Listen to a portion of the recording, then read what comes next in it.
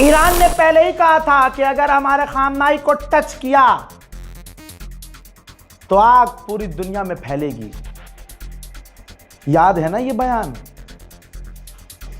पूरी दुनिया में आग फैल गई है। सीधी सीधी खबर बता रहा हूं, अजरबैजान की फौज ईरान के बॉर्डर पर तैनात हो गई है। अजरबैजान और ईरान का बॉर्डर मिलता है। अजरबैजान को भी खतरा है क्योंकि ईरान चला रहा है हवा में तलवार, हवा में जुल्फकार, जिसकी गर्दन सामने आ रही है, उड़ता जा रहा है। तो अब अजरबैजान को डर यह है कि जिस तरह से ईरान बौखलाया है और अली के शेर जिस तरह से हमला कर रहे हैं, ईरान का कोई मिसाइल, ईरान का ड्रोन कहीं हमारा नक्शा ना बिगाड़ दे। तो दोस्तों, डिफेंस सिस्टम, फौज हर तरह से अजरबैजान में बॉर्डर पर ईरान के तैनात हो चुकी है। उधर इराक की सरकार ने कंफर्म किया है कि हमारी पूरी नजर है, कुर्द का कोई लड़ाका, कोई कुर्दिश ईरान में नहीं घुसा है, हम पूरी तरह से तैनात हैं। और यह खबर जो चल रही है यह सरासर गलत है।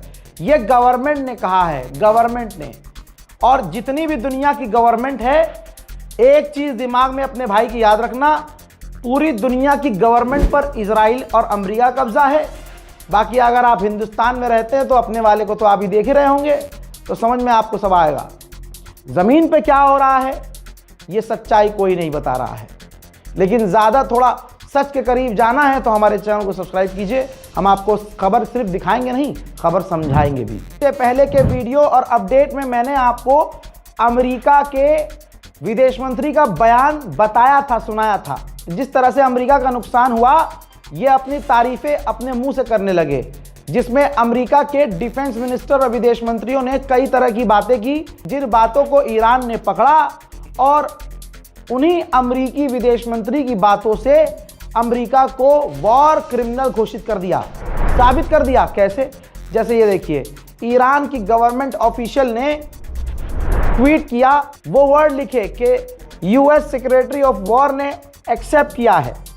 जैसे अमेरिका ने कहा, flying over Tehran, flying over Iran, flying over their capital, Iranians looking up, only seeing us, US Israeli air power, death and destruction from the sky all day long। यानी जो ईरान पर बयान देते हुए अमेरिकी defence minister ने कहा था, इससे पहले के वीडियो में बयान सुना चुका हूं कि ईरान की ताकत बेकार हो चुकी है, हमारे फाइटर जेट ईरान के तेहरान के ऊपर उड़ रहे हैं, ईरान की राजधानी के ऊपर उड़ रहे हैं, हमने राजधानी पर कब्जा कर लिया है, उसके हवाई स्पेस पर कब्जा कर लिया है, और ईरानी जो ऊपर देख रहे हैं तो ऊपर से सिर्फ मौत गिर रही है, तबाही गिर रही है, और पूरा दिन ये हो रहा है। इसके बाद नीचे की 3 लाइन पर उन्होंने नंगा कर दिया। ईरानी गवर्नमेंट ने कहा कि ये कन्फेशन है कि वॉर क्राइम किया है इंसानियत के खिलाफ, और ये मेंटालिटी सिर्फ नाजी की है।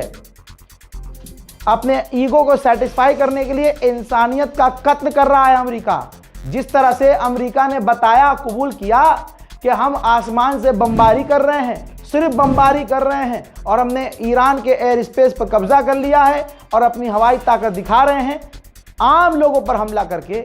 ये कबूलनामा है अमेरिका का कि वो वॉर क्राइम कर रहे हैं। अभी 12 घंटे पहले डोनाल्ड ट्रंप ने कहा था कि ईरान तबाह हो चुका है, ईरान के डिफेंस सिस्टम बेकार हो चुके हैं, वो ड्रोन लॉन्च नहीं कर पा रहा है, वो मिसाइल लॉन्च नहीं कर पा रहा है।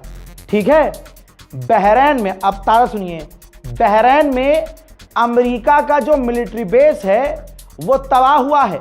वहां ईरान का ड्रोन जाकर बूम।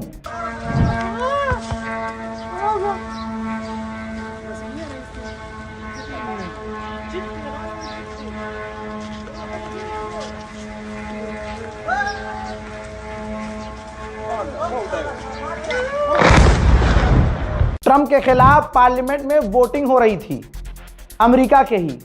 अगर उस वोटिंग में ज्यादा वोट विपक्ष को समझ लीजिए मिलते तो डोनाल्ड ट्रंप पर पाबंदी लगे, अब आप लिमिट में करेंगे।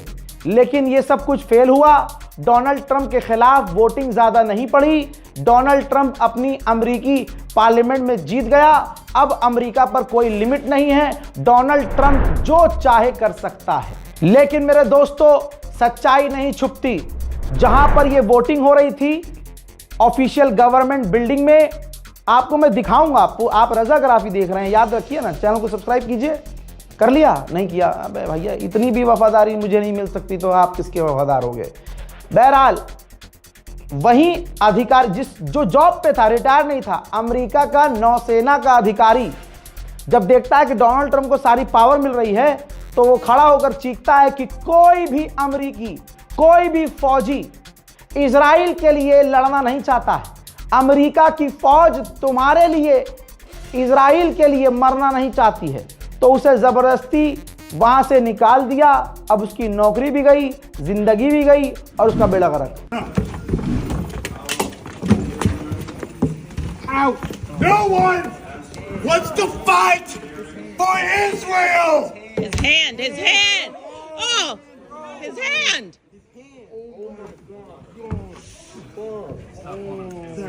Sir. Let go of your hand. Let go of the door. Let go of the door.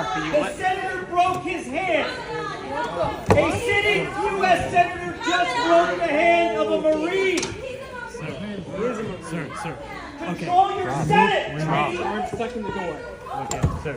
A U.S. senator just broke the hand of a Marine. Hand's stuck. A U.S. senator just broke the hand of a Marine. You're a coward. Punk. Yeah, go fuck yourself. What did you say?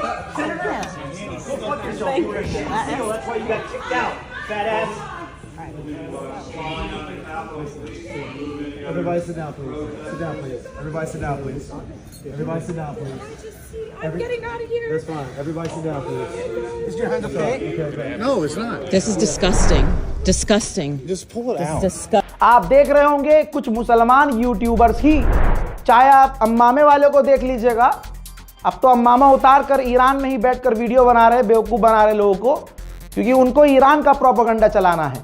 मैं तमाम शिया सुन्नी मौलवियों से, अपने लोगों से, तमाम viewers से कहना चाहता हूं कि अगर आप रजाग्राफी देख रहे हैं तो मुझसे ये उम्मीद ना करना कि मैं सिर्फ ईरान की मोहब्बत में अंधा होके ईरान करूंगा। आंसू मेरी आंख में भी आए। साउथ एशिया में सबसे पहला आंसू अगर खामनाई पर गिरा तो आप जानते हैं कि सबसे पहले मैं रोया। इंस्टाग्राम पर वीडियो पोस्ट किया था, ईरान ने सुबह 7 बजे एक्सेप्ट किया था, मैंने रात को 12 बजे वो रील अपलोड कर दी थी। जैसे ही मुझे अपने खुफिया सूत्रों से पता चला कि खामनाई शहीद हुए तो एक पूरी लॉबी, चाहे ईरान की एम्बेसी हो या ईरान, दिल्ली में ईरान का कल्चर हाउस हो, वहाँ अम्मामे वाले जो कुछ सारे नहीं, सब मुझसे बहुत प्यार करते हैं।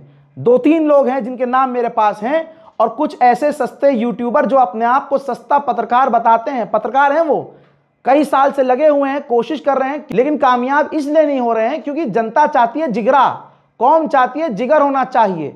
52 केस उन पर है नहीं, मुझ पर केस हुए, मैं जेल भी गया, सब कुछ झेला मैंने, लेकिन कौम ने मुझे मोहब्बत दी, इज्जत दी। वह तो इज्जो मन तशा व तो जिल्लो मन तशा, इज्जत और जिल्लत देने वाला अल्लाह है।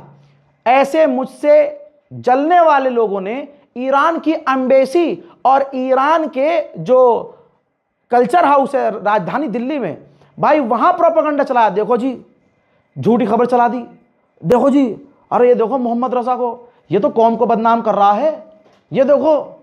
और मौलवी भी कुछ अच्छा मौलवी कुछ, जो मैं लिमिटेड लोगों को कह रहा हूं, तमाम मौलाना नाराज ना हो जाए मुझसे, मैं उनका नाम नहीं ले सकता और लेना भी नहीं चाहिए, इसलिए मैं लिमिटेड कह रहा हूं, हादसा बता रहा हूं ये क्या हुआ है। कुछ खास मौलवियों ने पूरा एजेंडा चलाया मेरे खिलाफ कि ये तो झूठी खबर है।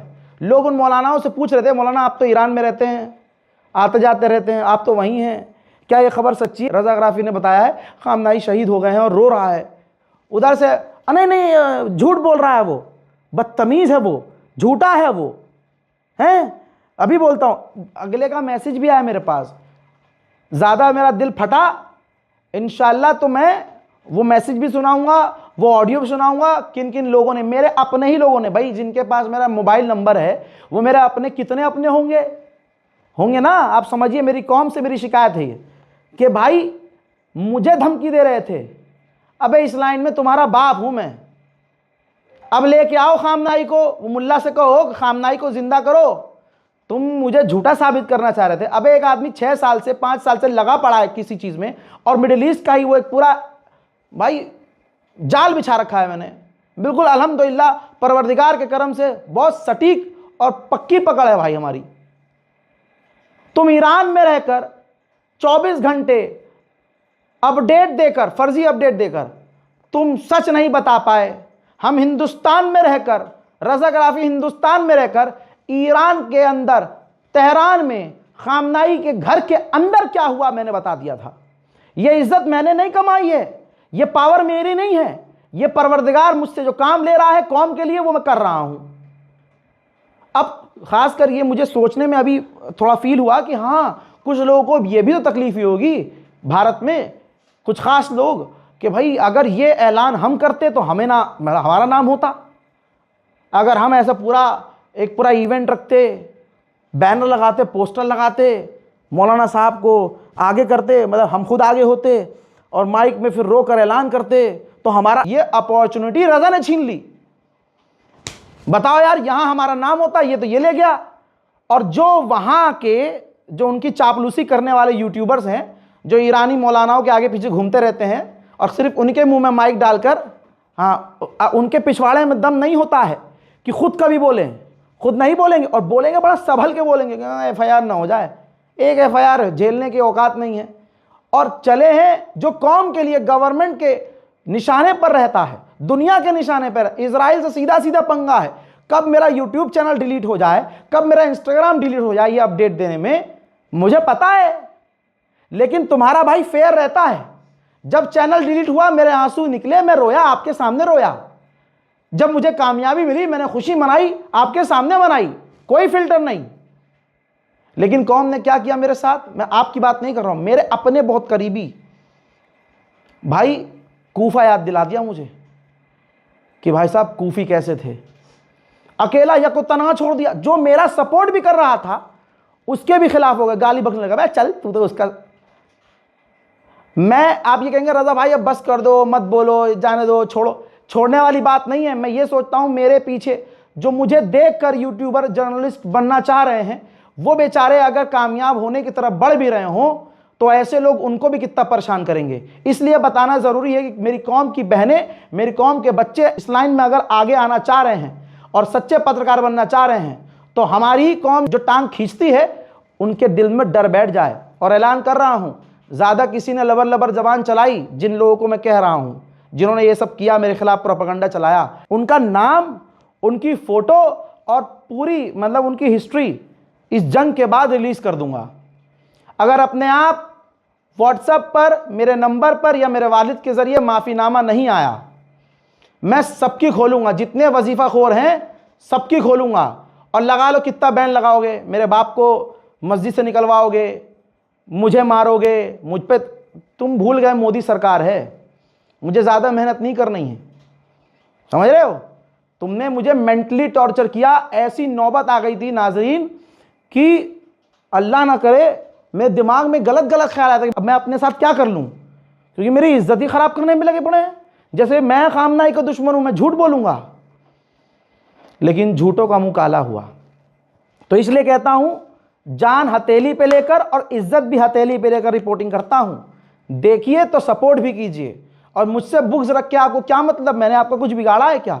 कौम को खुश होना चाहिए, कौम को सपोर्ट करना चाहिए कि भाई हमारी कौम का एक नौजवान है, 25 साल 26 साल की उम्र में दाढ़ी के बाल सफ़ेद हो गए, ऐसे नहीं हुए तुम्हारी तरह वजीफा खा खा के पेट फुला लिए और फ्लैट बना लिए। आगे बढ़ते हैं। इजराइल के फाइनेंस मिनिस्टर ने क्या कहा है, इजराइल एक्सेप्ट कर रहा है, ये छप गया, तहलका मच गया है, इजराइल के अखबार में छप गया है कि इजराइल के फाइनेंस मिनिस्टर ने बताया है कि अगर ऐसे ही ईरान ऐसे ही बमबारी करता रहा, हमें पीटता रहा, तो हर हफ्ते इजराइल के $3 बिलियन खर्च होंगे। कितने? $3 बिलियन। आपको तो पता ही होगा ये सीधा देश की इकोनॉमी पर झटका लगता है अगर किसी देश का इतना पैसा एक हफ्ते में खर्च होने लगे। $3 बिलियन इन 1 वीक। मेरे दोस्तों, ईरान के लिए आने वाले समय में और मुसीबत है। अगले कुछ घंटे बहुत मुश्किल भरे होंगे ईरान के लिए। कैसे? डियागो गार्सिया जो ईरान से करीब पड़ता है, यानी अमेरिका तो बहुत दूर है, ईरान से करीब डियागो गार्सिया जो कि ब्रिटेन का बेस है, अमेरिका ने अलाउ कर दिया है। वहां परमाणु बॉम्बर डियागो गार्सिया पहुंच रहे हैं ताकि वहां से कुछ ही मिनट में उड़ान भर के ईरान पर परमाणु बॉम्बर से बमबारी की जा सके। तो दोस्तों, मौलाना मुझसे हसद मत कीजिए, मेरे अवाम मुझसे हसद मत कीजिए, मेरी जान मुझसे हसद मत कीजिए, दुआ कीजिए। दुआ, ऐसे मौके पर भी आप अगर मुझसे हसद करोगे तो मिलेगा क्या? कौम इसलिए टूट रही है। दुआ कीजिए कौम के लिए। अमेरिका की रिपोर्ट दिखा दूं? एक तो मुझे दिक्कत बहुत हो रही है, अब हर चीज का सबूत देना पड़ रहा है। एक बार आप कमेंट कर दीजिए, रजा भाई आप प्रूफ मत दो, अब बस बोलो, हम मानेंगे, क्योंकि वो 2 दिन बाद प्रूफ हर जगह आ जाते हैं। एक बार आप कमेंट कर दीजिए। आज सारी जनता कमेंट की है, रजा भाई प्रूफ की जरूरत नहीं है। खुदा की कसम, आपको वक्त से 2 दिन आगे रखूंगा मैं, 2 दिन आगे। 2 दिन बाद छपेगी, 2 दिन बाद गोदी मीडिया बताएगा, मैं आपको 2 दिन पहले बता चुका हूँ। और इंशाल्लाह आप ही जाके गोदी मीडिया के सेक्शन में कमेंट करेंगे कि देखो ये 2 दिन पहले हुआ था और सुनो 2 दिन बाद ये होगा।